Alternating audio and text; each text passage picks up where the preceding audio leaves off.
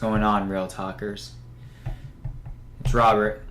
Hey, I wanted to talk about probably the most important concept anyone can understand to really increase their productivity or their results of pretty much anything you're trying to accomplish. And that one key, that one kind of master law or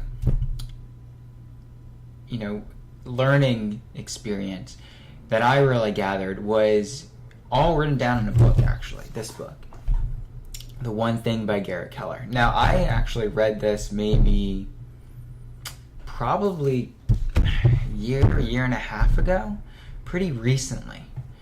And I knew the concept before. You've all heard the concept. I know I heard it multiple times. I even understood it to an extent, but I wasn't really implementing it in my life. And I didn't really see drastic changes until I did that. And what it is really the 80-20 rule.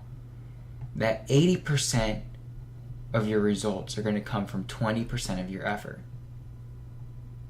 This rule is applied all throughout your life, really, 80% to 20%. You waste 80% of your time, only 20% of your time, a small little smidgen of time, is actually used to be productive. It's said that a normal 8-hour workday, people are really only productive for 3 hours. 3 hours. That's crazy. So is it about being more productive? Or is it about organizing your life better? So what Gary Keller knew, and what I'm sure hundreds of people knew before him, what really separates someone being successful from being, just struggling to get by, especially in our strange economy the way it is kind of rigged against you. You got to be really on top of your game to survive this thing. So what does the 80-20 rule do? Well, it means that you need to focus on really the one thing that's getting you the most results. If you have a store, that might mean your top producing product or action that's going to get you customers in the door.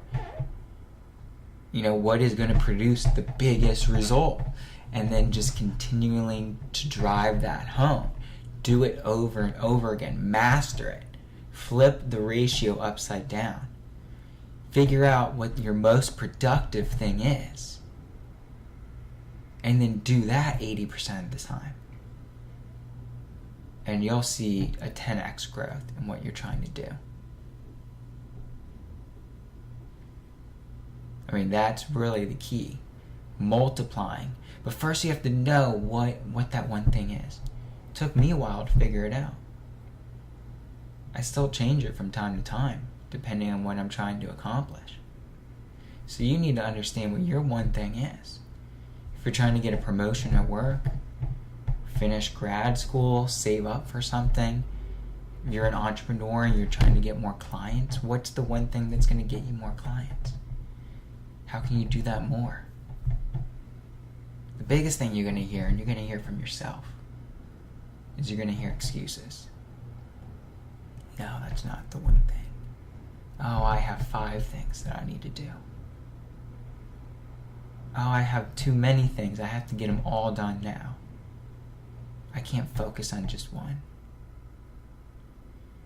That's where you really have to learn the skill of time blocking. Time blocking is exactly what it sounds like. Blocking out, scheduling bits of time for just one task, not multitasking. I didn't understand this. When I was a chef, my first career, about 10 years, I pretty much cooked since I was born. And what I learned while being in a fine dining kitchen is you have to multitask like crazy. So I tried to translate that into the business world when I started my own businesses, and it didn't add up. I realized I was doing all these things, or at least I felt really busy doing everything I could get my hand on. But at the end of the day, my results just didn't add up. I had to flip that mindset, because really there is no thing as multitasking, right? It's really just spazzing, because your mind can really only focus strongly on one thing. You just got really good at changing that thing very often. Oh, my phone just rang.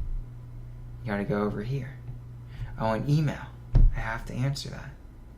Oh, I'm late for this. My kids have to do this. There's a million things. When you drill it down, you can say, no, this is the most important thing.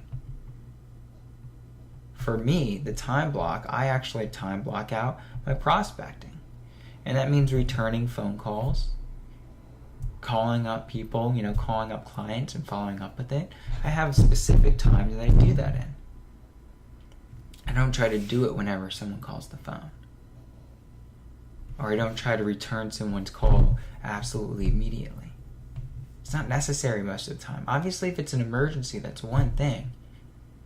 But if it's just a normal day-to-day operation, why? You're wasting time and you're getting away from the things that matter. So I challenge you. I challenge you in starting today to figure out what your one thing is and do that more than anything else.